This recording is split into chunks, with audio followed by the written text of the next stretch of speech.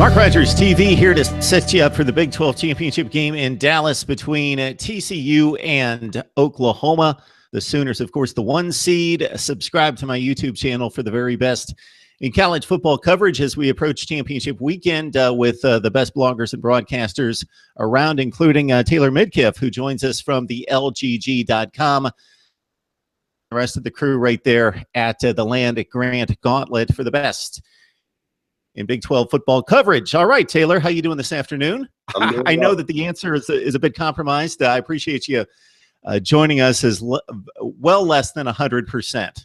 Yeah, feeling a little under the weather, but doing well. Excited to talk about the game. So we told Taylor he could tap out for this one, but he wanted to deliver for us, so I definitely appreciate it. TCU Oklahoma met just 3 weeks ago, November 12th.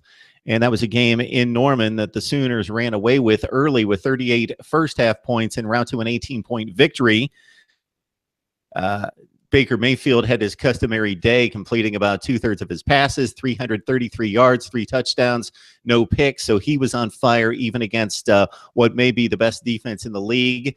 Do you think, Taylor, that we can draw anything from the first matchup projecting forward to this Saturday? You know what? I don't know if I would take too much from the first matchup. I think both coaches know that there's going to be a lot of adjustments that need to be made. I know certainly the Horned Frogs are going to be making a ton of adjustments, seeing as they got kind of blown out in that game.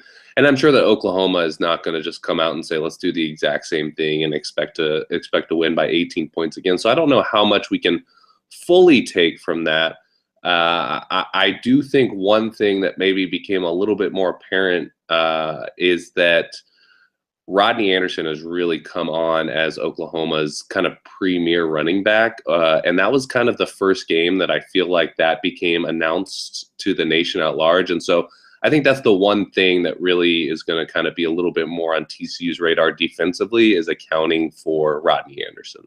Taylor, you pretty much produced this segment for me here, because that was the first player I was going to point to, was Rodney Anderson, because he had a few really strong games prior to the TCU outing, after barely touching the ball the first 4 or 5 weeks, and he really exploded both running and catching. I think that he, for fringe college football fans, is a pretty well kept secret at this point in the season, and they may grow accustomed to seeing Rodney Anderson ripping off some big plays and showing his skills this Saturday, because he's been pretty remarkable. Your thoughts about Kenny Hill? He can't go out and try to be Baker Mayfield, so we know that there's a disadvantage there. He can't have it in his mind that he's got to match Baker Mayfield. He hit on 13 of 28 passes in this game, the first meeting, and he has to be better than that. But he's not a 70% thrower. He does what he does. He hits big plays. He breaks down the defense with the run game as well, being able to break, contain, and get outside and convert third downs.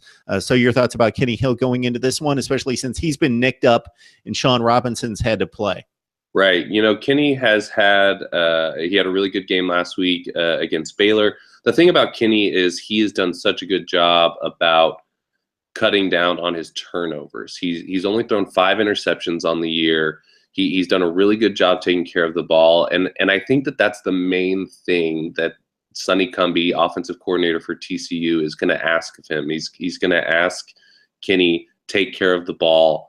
We're going to scheme. We're going to game plan. We're going to put you in a position to be successful. You just have to take care of the ball. And so he's the type of player where he's good enough to win almost any game if the players around him are performing at a high level. He's not necessarily that guy that you're going to throw the entire game on his shoulder and say, take us to victory.